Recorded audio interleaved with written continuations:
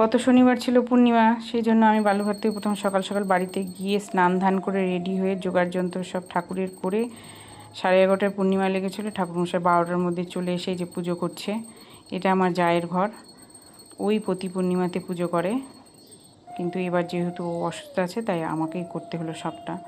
একটাই বাড়ি আমাদের, কিন্তু এই যে সারাটা দিনই আমার যেন পুজো করতে করতেই চলে গিয়েছে। প্রথমে জায়ের ঘরে পুজো সেরে সেখান থেকে চলে যাই মন্দিরে পুজো সেরে মন্দিরে ক্লিপটা নিতে পারিনি। তারপরে এসে নিজের ঘরে, প্রতি পূর্ণিমাতে আমি মা লক্ষ্মীর ঘট বসাই। এই যে নিজের ঘরে পুজো সেরে তারপর চলে যাই ছাদে। ছাদে যাওয়ার একটা মূল কারণ আছে, সেটা হলো এই যে আম, এই ছোট ছোট আম গাছটা না একদম আমার ছাদের সঙ্গে লাগানো, ছাদ থেকে আমি আম পাড়তে পারি, আর আমার এটা খুব ভালো লাগে।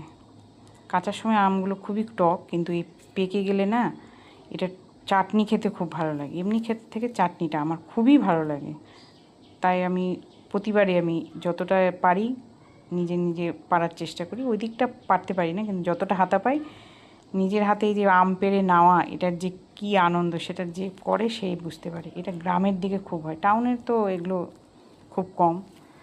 এই যে যতগুলো পেরেছে, যে আমাদের ঘরের পেছনে একটা ডুমুরের গাছ, তাতে একটা মৌমাছির চাক ছোট করে লাগিয়েছে, সেটাও আমি একটু তোমাদেরকে দেখিয়ে দিলাম।